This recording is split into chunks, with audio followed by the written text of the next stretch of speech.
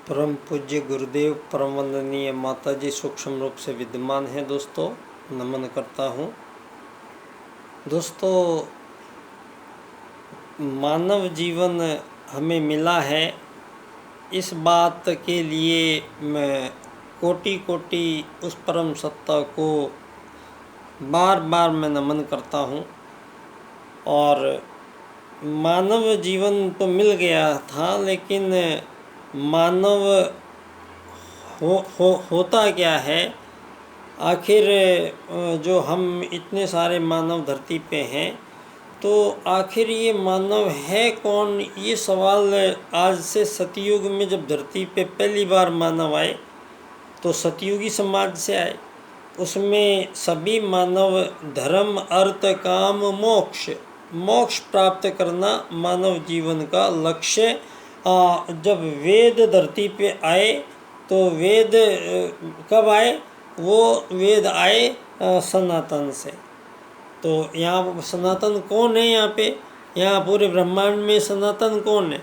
पूरे ब्रह्मांड में सनातन केवल परम सत्ता परमात्मा है।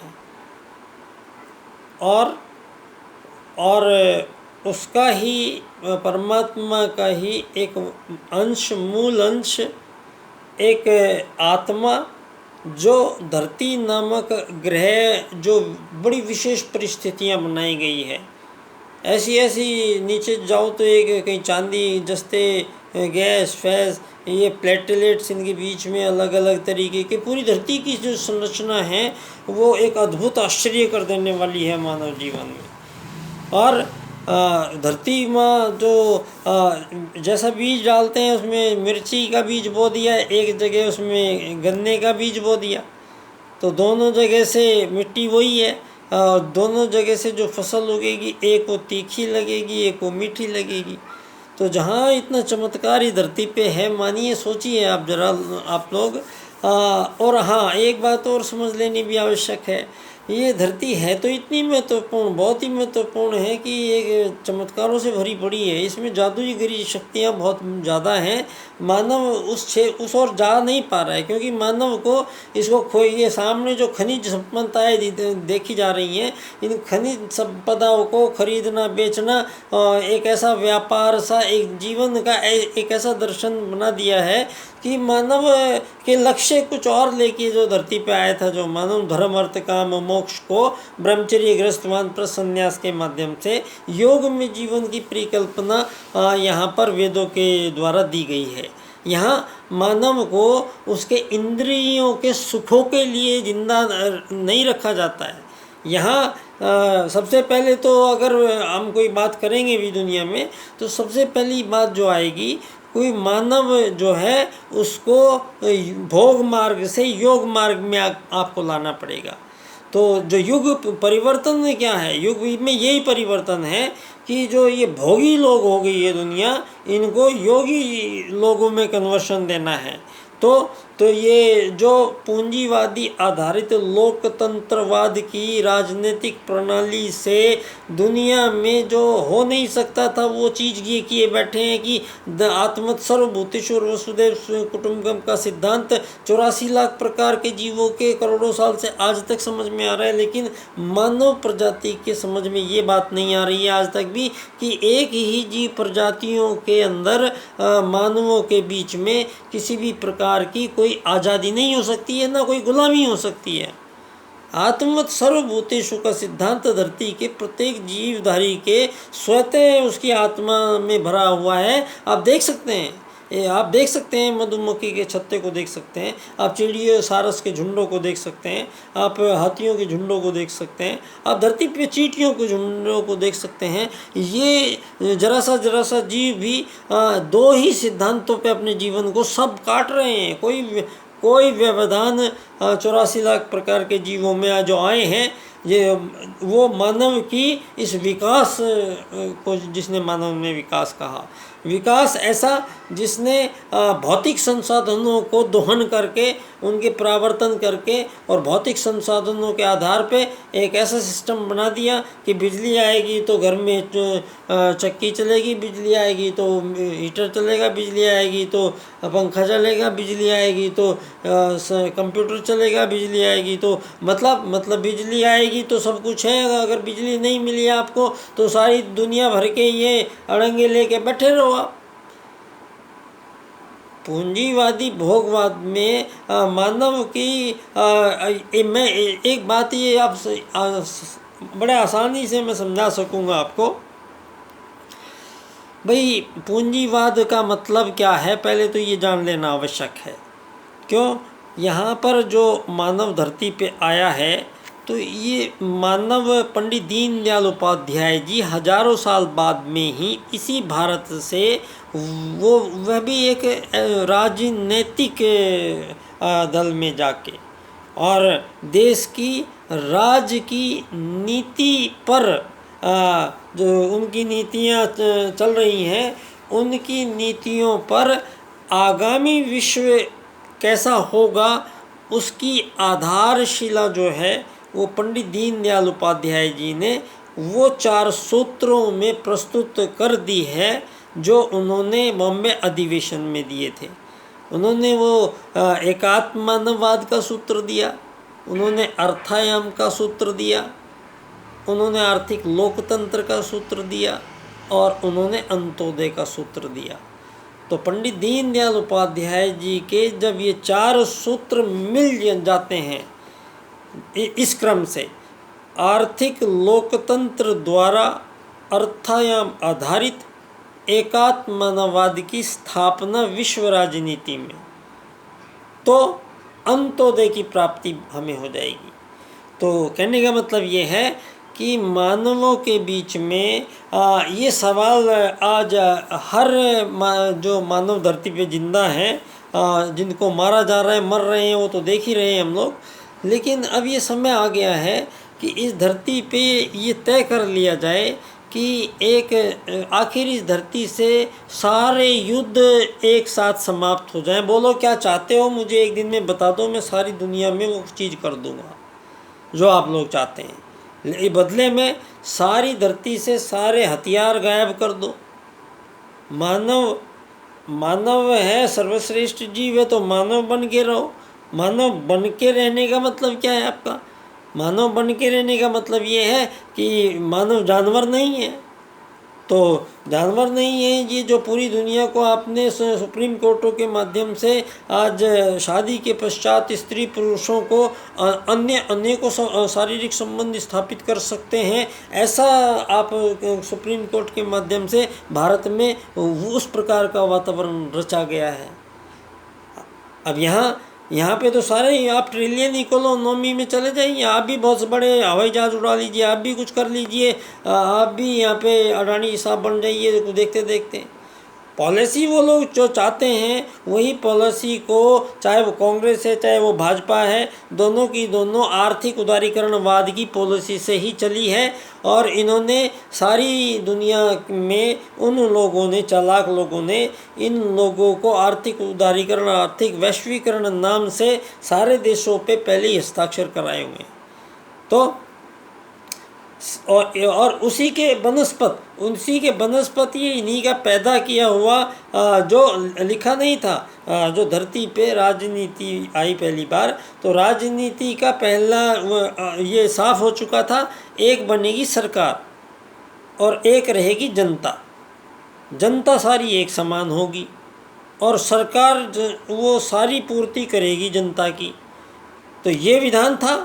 अब यही विधान चल रहा था दुनिया में। पहले राजा थे तो प्रजा थी, राजा सबकी पूर्ति करते थे। तो वैसे ही फिर आपका ये आपने सिस्टम बदला और ये हर साल में चुनाव आएंगे, हर साल में बदलेंगे। ये क्या बदलेंगे? लोगों के चेहरे बदलेंगे, वो भी बहुत कम बदलेंगे। हर देश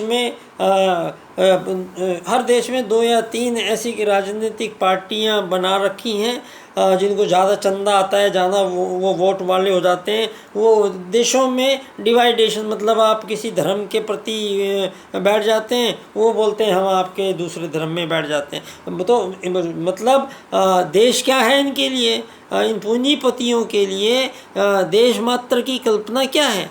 ये देश मात्र में पूंजीवाद केवल यही सोचता है कि ये जो घरों के अंदर बैठे हुए जो ये इंसान बैठे हुए हैं दूसरे, तो ये निम्न श्रेणी के हैं, तो इनको जैसे चाहे मर्जी इनको उपयोग कीजिए। आज सारी दुनिया में हम इतनी तरक्की कर रहे हैं, इतने आगे बढ़ रहे हैं, ये प्राइवेट सेक्टर ने आज़ादी की सरकार है, आपकी आज़ाद सरकार है, आज़ाद आप हो, इसके होते हुए भी आपको कौन सी ऐसी समस्याएं आई है दुनिया में कि आपने इन सीमा रेखाओं के पार जाके भी इन प्राइवेट सेक्टर वाले के क्लब है इनका 20-30 लोगों का, जो सारे भारत की सारी संपदाओं को अपने नाम लिखवा कर बैठ गए हैं। ये है पूंजीवाद, आर्थिक उदारीकरणवाद। तो यदि मैं पहले ही पूछना चाहता था, कर्नल राज्यवर्धन सिंह राठौड़ जब पहली बार इलेक्शन लड़ रहे थे तो यहाँ पर सिवार मोड़ पर वो आए थे, तो मैंने उनसे ये सवाल किया था कि आप अगर जीत जाते हो तो आप मुझे सिर्फ ये बता दीजिए कि अगर आपकी भाजपा पूर्ण सत्ता में आ जाती है तो आप पंडित दीनदयाल उपाध्याय जी की अर्थायाम आधारित एकात्मवाद की राजनीति से चलेंगे या पूंजीवादी लोकतंत्रवाद से चलेंगे। तो ये सवाल का जवाब उन्होंने दिया नहीं था और वो उस समय वहाँ से चले गए। बाद में फिर कभी मैंने कई बार कोशिश की, लेकिन ये सब लोग बड़ी दूरी बना के रखी।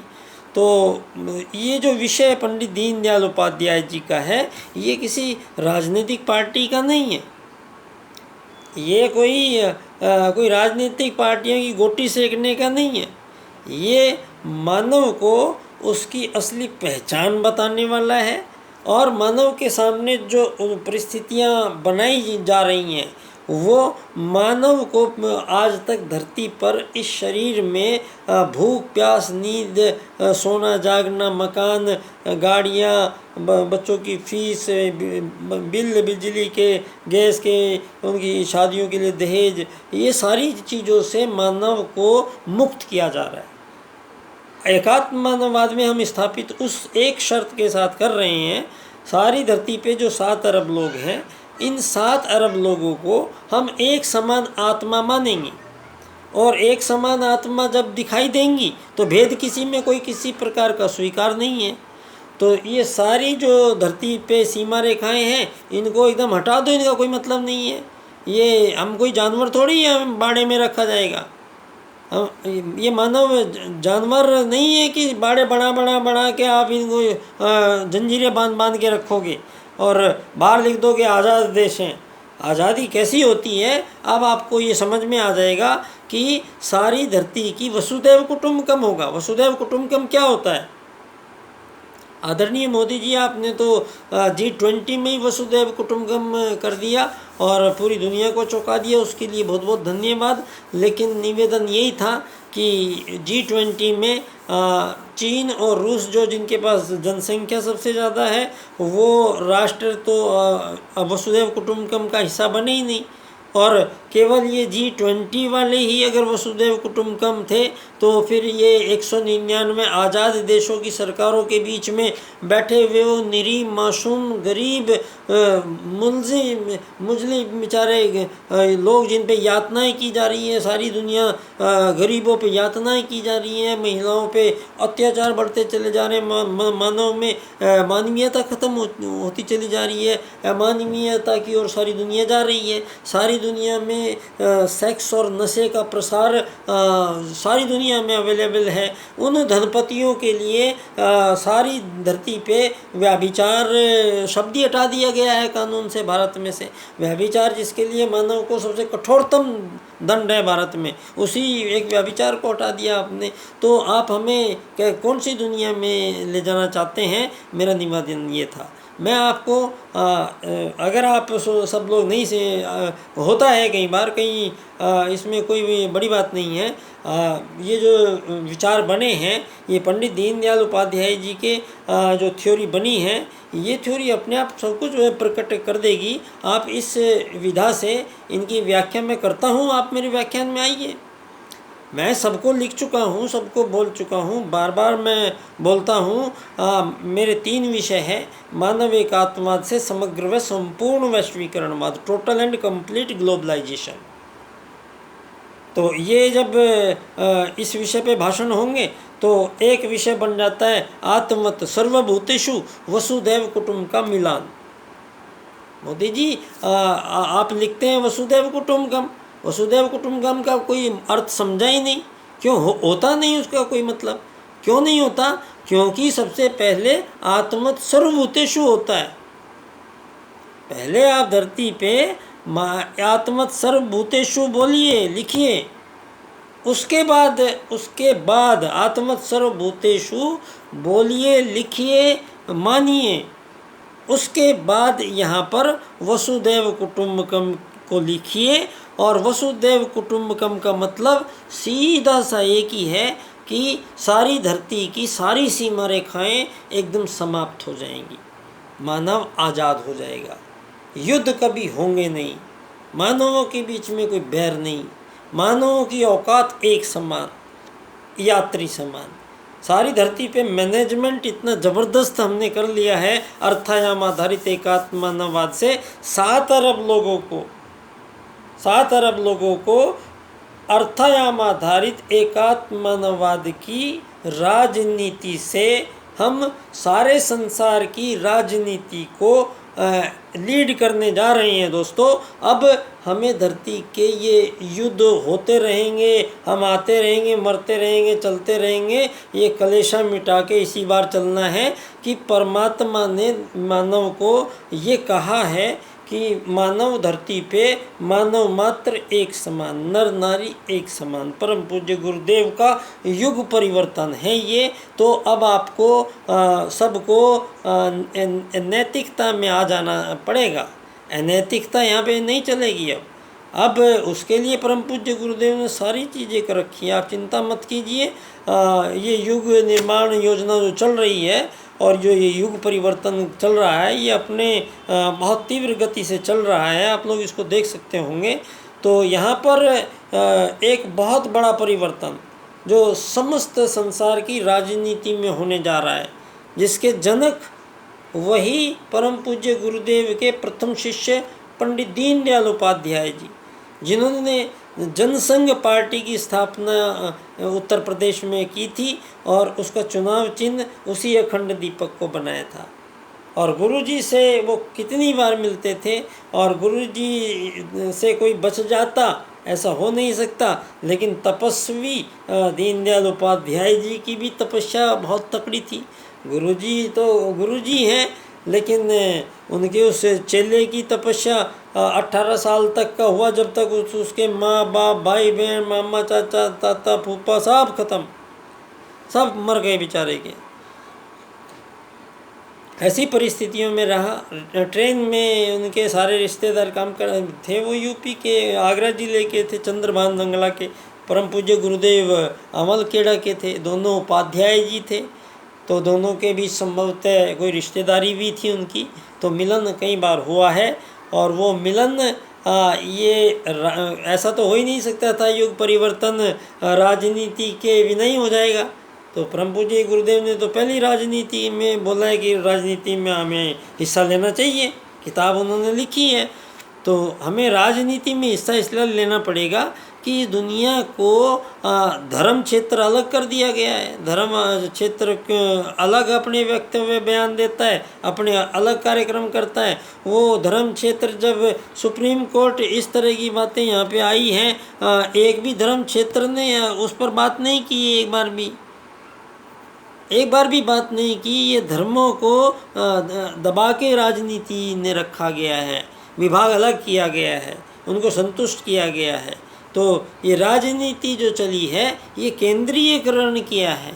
ये जो पूंजीवादी लोकतंत्र है, ये पूर्णतः केंद्रीयकरण किया है इसने, जो सारी दुनिया की सारी पैसा चंद उन प्राइवेट सेक्टर वालों के जो क्लब के मेंबर हैं, ये 20-30 लोग हैं दुनिया में, सारी धरती का सारा पैसा लिए बैठे हैं। और 20-30 लोग ऐसे हैं जो सारी धरती की ताकत लिए बैठे हैं। तो ये जो 20, 30, 50, 100 लोगों के सोची गई, प्लानिंग की गई, हजारों साल तक उसको अप्लाई किया गया, ये इम्प्लीमेंट किया गया कि मानव ये भी सोच नहीं पा रहा है कि अमीर गरीब बनाना, वो कहता है कि भगवान बना के भेज रहा है यहाँ धरती पे अमीर गरीब। तो मेरा तो और माथा सरक गया, भाई ये भगवान ऐसा क्यों कर रहा है, मैं तो भगवान से लड़ाई करूँगा पहले जाके। तो भगवान ने समझाया फिर भाई इससे मेरा कोई लेना देना नहीं है, ये आपके द्वारा जो वेद में अर्थ का मतलब था उसका अनर्थ कर दिया गया है। वो कैसे?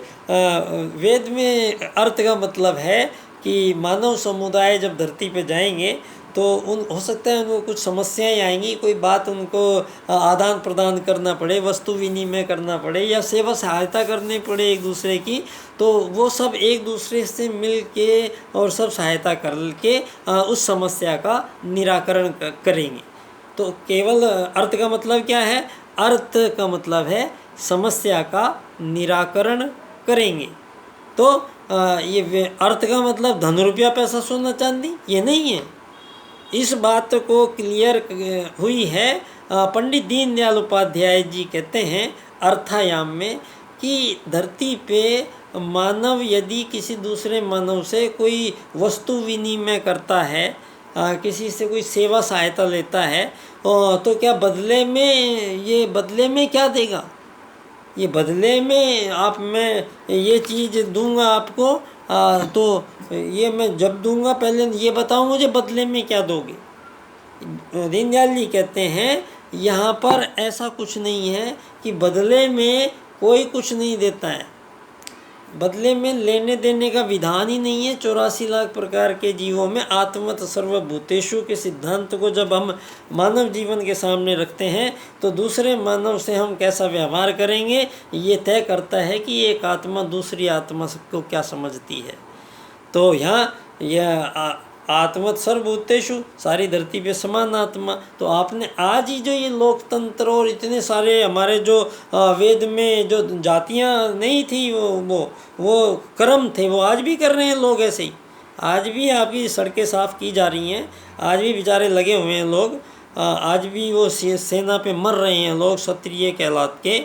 ये क्षत्रिय कहलाने के तबके ये वीर गाथाएँ गाई गई हैं यहाँ पर आज़ादियों के लिए। ये आज़ादियाँ संभव नहीं हैं। आप धरती पे ये सारी कुछ ख़त्म कर बैठें, इससे पहले आप लोग अपने जो जड़ें हैं वहाँ पर उनको संभालिए पहले जाके। मोदी जी पहले वसुधैव कुटुंबकम बाद में करिएगा, सबसे पहले आके पंडित दीनदयाल उपाध्याय जी की जन्म स्थली धानक्या स्टेशन पर एकात्म मानववाद को और अर्थायाम को यहाँ पर लेके जाइए।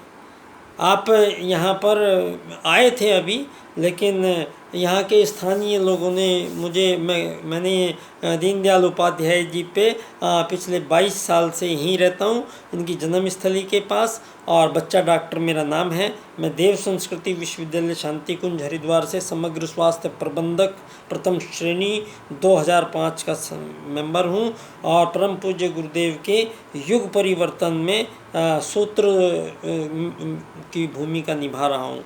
जो मुझे गुरुजी ने काम दिया है, पंडित दीनदयाल उपाध्याय जी के 4 राजनीतिक सूत्र जो हैं, वो इनका अर्थ मैं सारी दुनिया को समझाने का मुझे आदेश मिला है। तो मैं आप सभी लोगों से निवेदन करता हूँ कि एक घंटे का 45 मिनट का एक ये व्याख्यान है, मुझे आप अपने व्याख्याता दीजिए। मेरे 3 विषय हैं, एक है आत्मत सर्वभूतेषु वसुधैव कुटुंबकम का मिलान, दूसरा है मेरा मानव एकात्मवाद से समग्र व संपूर्ण वैश्वीकरणवाद होगा, टोटल एंड कंप्लीट ग्लोबलाइजेशन, और तीसरा है आर्थिक